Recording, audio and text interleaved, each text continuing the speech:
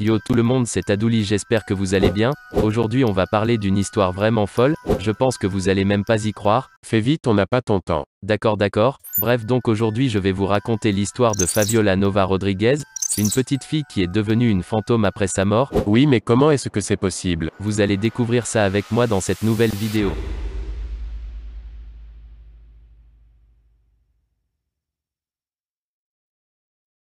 Cette histoire commence aux États-Unis avec Sandra González. Cette adulte souhaitait vraiment avoir un enfant comme les autres familles. Le 6 novembre 2015, Sandra a enfin eu ce qu'elle souhaitait. Son accouchement s'était un peu mal déroulé car l'enfant a été obligé de sortir par césarienne, mais finalement elle accouche sans souci d'une petite fille qu'elle va appeler Fabiola.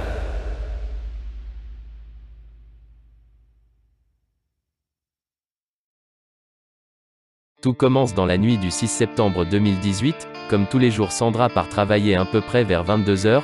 Pendant ce temps, Fabiola dort tranquillement dans la maison avec son petit ami qui était censé garder la petite fille avec lui. Quelques heures après, la mère appelle son petit ami pour savoir si tout se passe bien dans la maison. Il explique que tout se passe bien et qu'elle n'a aucun souci à se faire. Mais quelques heures après que Sandra regarde son téléphone, elle s'aperçoit qu'elle a plusieurs appels manqués de l'allo Anthony qui est son petit ami.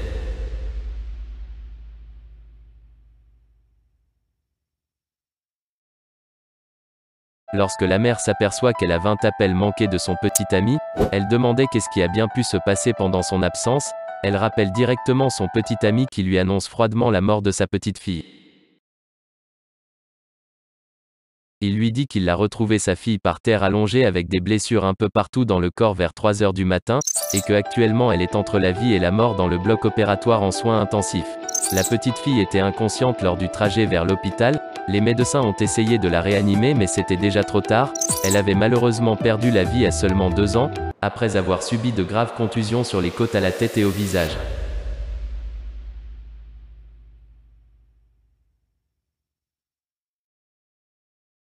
Une enquête a été ouverte par la police pour savoir qui était le coupable du possible meurtre de cet enfant. La police interpelle immédiatement le beau-père de la fille qui était sur les lieux du décès. Après quelque temps de son soi-disant deuil, il leur explique donc sa version des faits.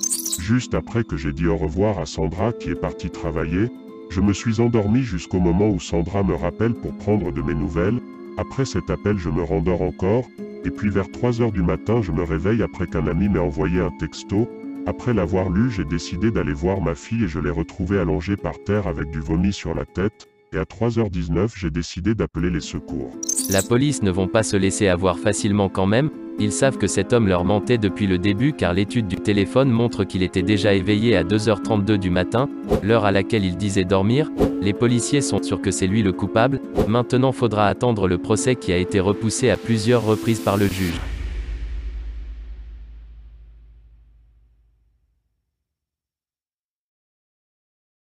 Depuis que sa fille a été enterrée, il y a eu vraiment des trucs bizarres qui se passaient dans le cimetière où elle était. Il y avait des objets précieux comme des jouets et des fleurs qui disparaissaient soudainement le soir. En mode, il y a un fantôme qui se balade le soir et qui vole des objets. C'est à peu près ça en fait, car une mère qui venait se recueillir tous les jours devant la tombe de son fils remarquait aussi que des objets disparaissent de sa tombe.